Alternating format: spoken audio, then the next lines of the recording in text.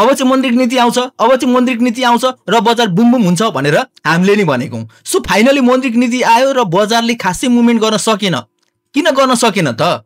यति राम्रो मौद्रिक नीति त हामीले सोचे जस्तो आएन, किनकि जुन एउटा ब्याङ्किङलाई अलिकति सहजीकरण हुन्थ्यो कि भनेर ब्याङ्किङ पनि केही सेयरहरू ब्याङ्कहरूको फेसमा पनि केही हात लगाइयो, तर अन्तिममा आएर चाहिँ हात लाग्यो शून्य नै भइसकेको छ। यसको मतलब बजारमा मैले पनि बारम्बार भनिरहेको छु, हामीले सोचे जस्तो मौद्रिक नीति आएन, तर यसको मतलब चाहिँ छैन के पहिलेको पास्टलाई हेर्ने भने अहिले एकदमै राम्रो छ र बजार माथि जान सक्ने प्रोबाबिलिटी उत्तिकै छ। त्यो कारणले गर्दाखेरि यसको मतलब चाहिँ मौद्रिक नीति नराम्रो आयो भन्ने साथीहरूलाई चाहिँ म यही भिडियो मार्फत भन्न चाहन्छु, एकदमै राम्रो आएको र पहिलेको भन्दा एकदमै तरलता रूपमा एउटा लचिलो पनि छ र सर्कुलर मार्फत अझै राम्रो हुने कुरा बताइ नै रहेको छ। त्यो कारणले गर्दाखेरि यस्तो बेलामा त बजार जुन झरिरहेको छ त्यो किन्ने अवसर हो र किन्नुपर्छ र मैले पनि लगभग आज फेरि पनि उठाएको छु र हजुरहरूले के गर्दै हुनुहुन्छ यस्तो लेभलमा र हामीले के गर्न सकिन्छ भोलिका दिनमा भनेर यो भिडियो लिएर आएको छु। र मौद्रिक नीतिको कुरा भए चर्चा नगर्ने कुनै नै भएन है। सो प्राय जस्तो हामीले हेर्ने भने चाहिँ सो अलिकति भनौँ न तपाईँको चाहिँ हामीले हेर्दाखेरि तर पैसा ब्याङ्कलाई दोस्रो बजार कारोबार गर्न थप सहज बनाउने र सेयर धितो कर्जाको सीमा अर्थात् ब्याङ्कको कुल पुँजीको 40% सीमा बढाउनु पर्ने माग लगानी गर्दा थियो। हामीले नि एउटा भनि पनि राखेको थियो र केन्द्रीय ब्याङ्कले उक्त विषयमा कुनै पनि नीति एउटा कुनै पनि आएन। त्यो कारणले गर्दाखेरि चाहिँ अलिकति गाह्रो बनाएको छ र अरू होल ओभरअल बजार ठिक छ, घटाउनु पर्ने कुराहरूमा घटाइरहेको छ। तपाईँको हेर्ने भने सेयर जुन धितो एउटा व्यक्तिगत थियो त्यसमा पनि एक्सपान्ड गर्दैको छ बजारमा। अब के चाहियो त? त्यो कारणले गर्दाखेरि जस्तै मौद्रिक नीतिमा जुन यो ठिक छ अहिलेको रेन्जमा हाम्रो लागि नराम्रो हुन सक्ला, तर यसको मतलब यो होइन कि नराम्रो भन्ने छैन। बजार एकदमै राम्रो पोजिटिभ छ र बजारको जुन एउटा टेक्निकलको मुभमेन्ट देखिन्छ बजार एकदमै राम्रो पनि छ। सुरुवातमा बजार एकदमै आजको सुरुवातको कुरा गर्ने भने बजार एकदमै झरेको थियो, बजारमा कति नै झरेर तले जान्छ सबैजना साथीहरू भागम भाग भएका थिए। अब बेच्नेहरूलाई झन् टेन्सनको प्रेसर त पक्कै पनि आएको छ, किनकि अन्तिममा गएर त बजार डोजी भइदियो। डोजी भनेको पर्ख हेर बस भन्ने बुझिन्छ। सो त्यो कारणले गर्दाखेरि एकदमै राम्रो। सागर त बेच्ने मान्छेहरूले मैले भने सागर नबेच्नुहोस्, स्वस्तिक नबेच्नुहोस्, झाबा पनि नबेच्नुहोस्, भोलि एकदमै राम्रो छ। सेल पनि नबेच्नुहोस्। जिबिएलले सर्किट हानो एनएबिबिसी किन्न पाए हुन्थ्यो भन्ने भएको छ। मैले पनि पहिले नै अलिअलि बिट गरेर केही ग्रुपहरूले त उठाएँ, तर मैले आफैले पनि उठाइनँ। त्यो ब्याड फिल भइरहेछ एनएबिबिसीलाई। र युएमएचएल किने, बजार अहिले झरिरहेछ तर युएमएचएल अस्ति मैले एन्ट्री गरेँ, मैले प्रफिट कमाइरहेको छु। यसको मतलब चाहिँ बजारमा कम्पनीलाई पनि फोकस गरेर चाहिँ हेर्नुपर्छ है भन्ने चाहिँ प्रश्न हेरिन्छ है। ल आजको क्यान्डल डोजी भयो भन्नुको मतलब भोलि ग्रिन भयो भने त एन्ट्री गर्नुहोस् अनि कमाइन्छ। बजार 2800 को हाराहारी पुग्नको लागि कुनै देखिँदैन। कुनै पनि बजार यसको मतलब माथि जान्छ भनिसकेपछि अलिकति तल आउनु भनेको झन् एउटा एक्सपान्ड स्ट्रङ हुनु हो है। त्यो कारणले गर्दाखेरि बजारमा एकदम पोजिटिभ छ। भोलि कमाउनु राम्रै भयो, किनकि मान्छेहरू खासै बेच्न मानेनन् है। मौद्रिक नीतिको अलिकति खासै सोचे जस्तो भएन, त्यही भएर मान्छेहरू अलिकति डराएको महसुस हो कि भन्न देखिन्छ। यो डराएको होइन, ठुलाहरूले एकुमुलेसन गर्न खोजिरहेका छन्, ठुलाहरूले किन्छन्, हामी सानाहरू डराउँछौँ यो लेभलमा भनेर प्रश्न क्लियर देखिन्छ।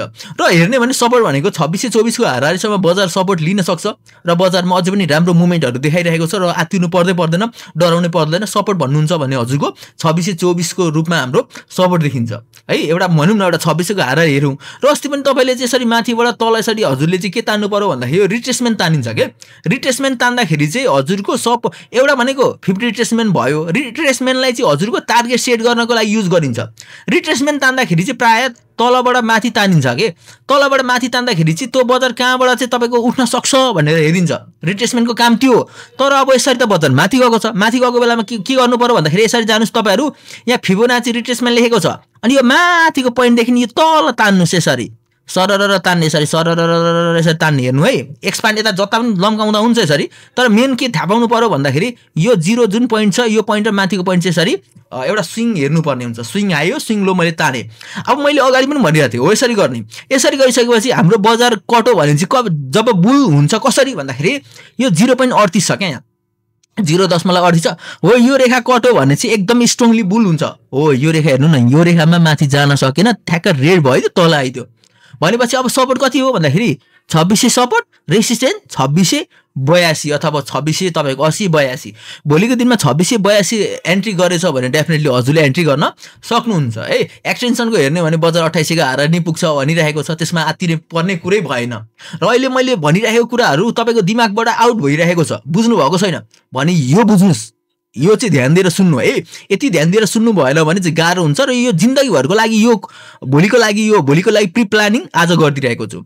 अब म के गर्छु भन्दाखेरि नि भोलि एटलिस्ट बजारले हरियो बन्छ हेर्नु है, भोलिको दिनमा हरियो बन्न पनि सक्छ नि त। हो हरियो बन्यो भने के गर्ने भन्दाखेरि 2680 क्रस गर्छ बजार, 2680 भन्दा माथि बस्छ भने तपाईँले भोलि किन्नु भएन भने त्यो तपाईँको जिन्दगीको यति नराम्रो नमिठो भुल हुनेछ, लेखेर राख्दा हुन्छ।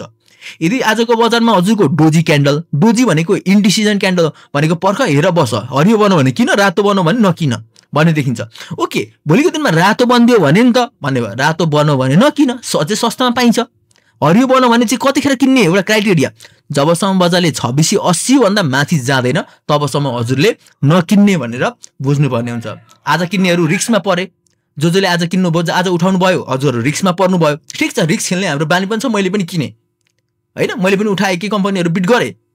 अब त्यो खातामा आएपछि के हुन्छ, तर भोलिको दिनमा ग्रिन बनेर यहाँबाट पड्केर माथि गइदियो भने त मैले त धेरै नै कमाउने हुन्छ।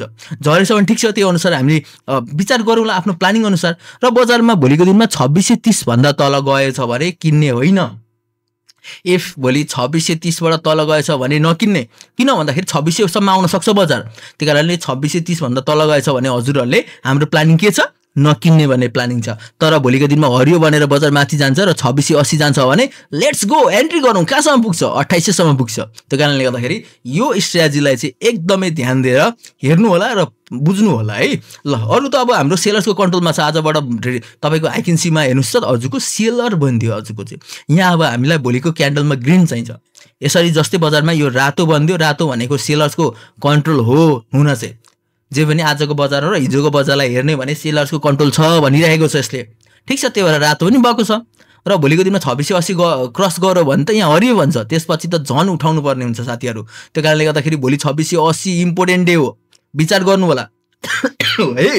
र यस्तो खोकी आउँदा पनि बताइरहेको छु। ल ठिकै छ, हजुरको अब हेर्ने हो भने अब के हुन्छ भन्दाखेरि इन्ट्रेस्ट पोइन्ट हेर्नु पर्यो क्या। जस्तै बजारमा इन्ट्रेस्ट छ कि छैन, मार्केटमा के कस्तो इन्ट्रेस्ट छ भन्ने कुरा हुन्छ।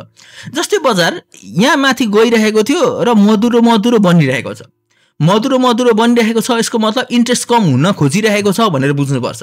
यहाँ पनि हजुरको मधुरो भइरहेछ, यहाँ पनि मधुरो भइरहेछ र बजार झरिरहेको छ।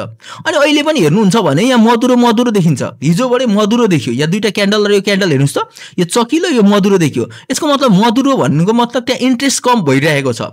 किन्ने मान्छेहरू बाइङको जबसम्म 2680 कट्यो भने भोलि यदि 2680 कट्यो भने यहाँ हरियो हुन्छ, उठाइहाल्ने त्यसपछि त। र यहाँ हरियो नभइरहेको छैन, यसको मतलब हरियो भएको छैन भने मान्छेहरूले किन खै इन्ट्रेस्टै गरिरहेको छैनन् भने यहाँबाट प्रश्न क्लियर हुन्छ। हो एक्ज्याक्टली। अब के हुनु पर्यो भन्दाखेरि यो मधुरो हुँदै गयो भने फेरि अर्को ग्रिन हुँदै कि त बजार माथि जान्छ, त्यस्तो भयो भने उठाइहाल्ने। रेड बनेर तल आउँछ भने धेरै सस्तोमा आउन सक्छ प्रफिट सेयर, अथवा भएको छैन भने एभरेजिङ अथवा धेरै तल आउँछ भने समात्ने कोसिस गर्ने। यो कुरा एकदमै ध्यान दिएर फोकस गर्नु होला। र आरएसआईको कुरा गर्ने भने यस्तो बजार त कति हेऱ्यो बजारको रेसियो वाइजमा। सो बजार 50 भन्दा आरएसआई 50 भन्दा तल आएछ भने डराउनु होला, नत्र भने डराउनु पर्छ जस्तो लाग्दैन मलाई चाहिँ। त्यो कारणले गर्दाखेरि डोन्ट बी प्यानिक, त्यति साह्रो प्यानिक हुनुपर्छ जस्तो लाग्दैन। पोजिटिभ छ। अरे बाबा बोलिन्जर ब्यान्डको मिड ब्यान्डसम्म हेर्दा भइहाल्यो नि, के को टाउको दुखायो अहिलेको बजारमा। त्यो कारणले गर्दाखेरि यो जति बजार झर्छ त्यो एउटा बाइङको अपर्च्युनिटीको रूपमा हेर्न सक्नुहुन्छ। एडिएक्स 25 सम्म जानको लागि रेडी हुँदैछ बजारमा। त्यो कारणले गर्दाखेरि बजारमा डराउनु पर्ने होइन। एलिगेटरले पनि भर्खर राम्रो सिग्नल जेनेरेट गरेर दिइसकेको छ। त्यो कारणले गर्दाखेरि हजुरहरूले पनि मैले बारम्बार भनिरहेको छु, बजारमा राम्रो सिग्नल जेनेरेट भइरहेको छ। यो बजार झरो भने पनि मलाई जहाँसम्म लाग्छ 2600 भन्दा तल नआउला होइन। 2600 भन्दा थोरै डिक्रिज भइदियो भने त्यो एउटा ओबी फेजको एरियातिर आएर चाहिँ मार्केटले बुम हुने हो। र बजार आयो भने पनि तपाईँको चाहिँ 2570 को हाराहारीमा आउँछ, त्यहाँभन्दा बजार तल आउँदैन, त्यसपछि जाने भनेको माथि नै हो। सो यो रातोमा जसले धेरै सक्दो उठाउँछ उसले कमाउँछ भन्ने यहाँबाट प्रश्न क्लियरली हुन्छ। राम्रो कम्पनी चुज गर्नुहोस्, मोमेन्टम भएका ट्रेडिङ स्टकहरूलाई फोकस गर्नुहोस्। तपाईँले कसरी कमाउनु हुँदैन, म छु। एकदमै राम्रो सिग्नल जेनेरेट गरिरहेछ र बजार बुम छ। सबैबाट हेर्ने भने पनि होल ओभरअल बजार राम्रो छ। यो बजार भनेको बजार माथि जानको लागि झरेको। त्यो कारणले गर्दा सकिन्छ, यो लेभलमा सक्दो उठाउने हो, हेर्ने हो, आफ्नो स्ट्र्याटेजीलाई बिट गर्ने हो र प्रयास गरेर नचोड्नुहोस्। एउटा राम्रो मोमेन्टमा छ, यसको मतलब यो बजार झरेरमा बजार आत्तिर बेचिराख्नु भएको छ, भागिराख्नु भएको छ, डराइराख्नु भएको छ भने त्यो हजुरले एकदमै नराम्रो फेस गरिराख्नु भएको छ कि जस्तो चाहिँ लाग्छ। र बन्दीपुरको हेर्ने भने बन्दीपुर यस्तो मजाको देखिन्छ साथीहरू। बन्दीपुरमा पनि बुलबुलकै मुभमेन्ट देखिन्छ, तपाईँको बुमबुमै हुन्छ जस्तो लाग्छ मलाई चाहिँ है। त्यो कारणले गर्दाखेरि हेर्दै जाउँ। सो 1000 सम्म हाम्रो बन्दीपुर पुग्छ कि भन्ने आशा गरिरहेको छु। आज धेरै अलिकति एक्सपान्ड अथवा भोल्युममा पनि राम्रो क्रेडिट र टर्नओभर पनि राम्रो भइरहेछ पहिलेको केसमा। फेरि मान्छेहरू इन्ट्रेस्ट गरिरहेका छन् कि जस्तो बन्दीपुरमा देखिन्छ होइन। फाइनेन्स सेक्टरहरूमा पनि अझै राम्रो देखिरहेछ। बिएफसीहरू एनएफएसहरूले पनि ग्रो हुन सकि भन्ने माइक्रो फाइनेन्स त सबै वाउ भएको छ। त्यो कारणले डराउनु पर्छ जस्तो लाग्दैन। सागरहरूले अझै पनि हिट गरिरहेछ, भोल्युमले ल्याइरहेछ र सागर बेच्नेहरूलाई बेच्न दिनुहोस्, किन्नको लागि हामीहरू जिउँदैछौँ है। त्यो कारणले गर्दाखेरि एनएबिबिसी अलिकति नकिनेर गाह्रो भएको मात्रै हो, त्यति नराम्रो छैन, नत्र पनि एकदमै राम्रो छ। सिन्धुले के गर्ला कि भन्ने आशा छ। हाइड्रो सेक्टर पनि आज ग्रिन भएको छ हाइड्रोमा, तर भोल्युम कम भएको छ र भोलिको दिनमा अझै पुस गर्न सक्छ। युएमएचएल फोकस गर्नुपर्छ, एकदमै राम्रो देखिरहेछ युएमएचएल। एमिस्टार जबरजस्ती बढाइरहेछ, सपोर्ट गरौँ, नराम्रो छैन, एकदमै राम्रो छ। लो क्याप कम्पनीहरूले बुम बुम गर्छ कि भन्ने अझै पनि आशा गरेको छ। र हजुरहरूलाई स्पेसली मैले चाहिँ भनिराख्ने कम्पनी हो भने चाहिँ हाइड्रो सेक्टरहरूलाई फोकस गर्नुहोस्, एकदमै राम्रो छ। हाइड्रो सेक्टरहरूलाई विचार गर्नु हो भने अझै राम्रो कमाउन सकिन्छ कि जस्तो चाहिँ देखिन्छ है। त्यो कारणले गर्दाखेरि बजारको होल ओभरअल एकदमै राम्रो छ। आत्तिनुपर्ने अवस्था चाहिँ म कहीँबाट देख्दिनँ। यदि हजुरलाई कुन किन्ने कुन बेच्ने अझै पनि कन्फ्युज हुनुहुन्छ भने हाम्रो वाट्सएप नम्बर हो, वाट्सएप नम्बरमा कन्ट्याक्ट गर्न सक्नुहुन्छ र हजुर हामी सबैलाई प्रोभाइड गरिदिनेछौँ। सो सेयर अगेर प्रो हाम्रो फेसबुक पेज पनि छ र मैले हिजो बेमा गएको कारणले गर्दाखेरि हिजो भिडियो ल्याउन सकिनँ। त्यो कारणले गर्दाखेरि चाहिँ हजुरहरूले आजको यस मेरो भिडियोमा कमेन्ट गर्नु होला, म भोलि रिप्लाई दिने नि छु पक्कै पनि। यो मेरो वाट्सएप नम्बर हो। कुन किन्ने कुन बेच्ने, भोलि ग्रिन भएछ भने चाहिँ उठाउनै पर्छ साथीहरू। भोलि ग्रिन बनेर तपाईँको यदि बाइचान्स बजारमा मुभमेन्ट राम्रो भइदियो, 2680 माथि गइदियो भन्नुहुन्छ भने आज बेचेर हिजो बच्ने त पुर्लुक्क ढलि नै हाल्छन्। तपाईँको चाहिँ 3 दिन आइसियुमा राख्नुपर्ने हुन्छ र 2680 भन्दा माथि गएछ भने रेडी हुनुहोस् बाइकको लागि, र बजार 2630 भन्दा तल गएछ भने साइलेन्टली बस्नुहोस्, अझै सस्तोमा झर्न सक्छ। किन्नको लागि योजना फेरि प्रिप्लानिङ गर्दै गर्नुपर्ने हुन्छ। सो नडराउनुहोस्, 2680 भोलि कडस मात्रै गरेछ भने रेडी हुनुहोस्, किन्न नडराउनुहोस्। त्यसपछि माथि गएन छ भने म छु त्यसको लागि। सो आजको यस भिडियोबाट म बिदा हुन चाहन्छु। हस्त धन्यवाद र कमेन्ट गर्नु होला, लाइक गर्नु होला र यस्तै जानकारी। यो त मैले टेक्निकलको मुभमेन्टबाट भनि पनि रहेको छु। त्यो कारणले गर्दाखेरि डराउनु पर्दैन, टेक्निकलले एकदमै काम गर्छ। हामी 70-80% को एक्युरेसी अझै पनि निकालिरहेको छौँ। सो नडराउनुहोस्, फियर नहुनुहोस्। आज बजार डोजी छ, डोजीको मतलब भोलि बुम बुम।